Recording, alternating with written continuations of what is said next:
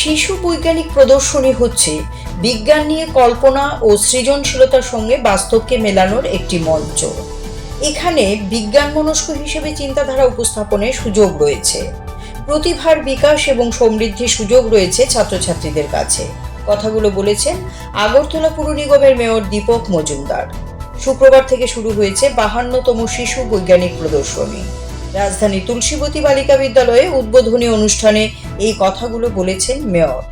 তিনি শিশুদের বিজ্ঞান মনস্ক হওয়ার উপর গুরুত্ব দেন।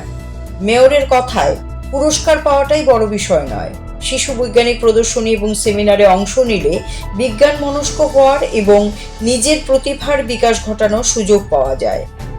SCERT এর উদ্যোগে দুদিন ব্যাপী রাজ্যভিত্তিক এই শিশু বৈজ্ঞানিক প্রদর্শনী ও মেলা শুরু হয়েছে। মেয়র ছাড়াও শিক্ষা দপ্তরের সচিব, অধিকর্তা সহ অন্যান্য আধিকারিকেরা অনুষ্ঠানে উপস্থিত ছিলেন। প্রতিটি জেলা থেকে বাছাই করা শিক্ষার্থীরা তাদের বিজ্ঞান মডেল নিয়ে রাজ্যভিত্তিক অনুষ্ঠানে অংশ নেয়। এখান থেকে যারা সফল হবে তাদের জাতীয় স্তরে শিশু বিজ্ঞান প্রদর্শনীতে অংশগ্রহণের সুযোগ থাকবে। উদ্বোধনী অনুষ্ঠান শেষে আমন্ত্রিত অতিথিরা বিভিন্ন মডেলগুলো পরিদর্শন করেন এবং খুদে বিজ্ঞানীদের সঙ্গে কথা বলেন। 52তম বাল বৈজ্ঞানিক প্রদর্শনী রাজ্যভিত্তিক দুদিনব্যাপী যে কর্মসূচি,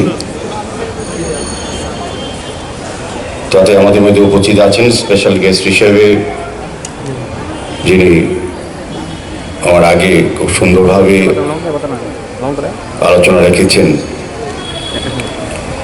এই বাল বৈজ্ঞানিক বিজ্ঞান মেলা বা প্রদর্শনীর বিষয়বস্তু এবং রাজ্য সরকারের বা কেন্দ্রীয় শিক্ষানীতি বিষয়ে কিছুটা আলোকপাত করেছেন।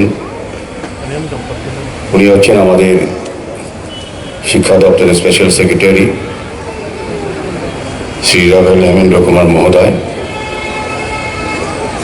মঞ্চে আছেন AC শর্মা,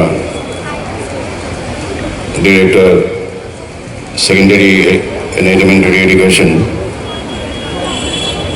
আমাদের সঙ্গে আছেন doctor CV Chinmoy, assistant professor NCERT New Delhi,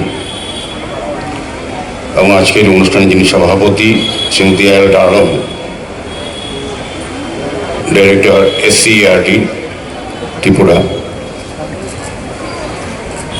এবং যারা এই 52তম বাল বিজ্ঞানিক প্রদর্শনী CERT TV, channel for news and entertainment.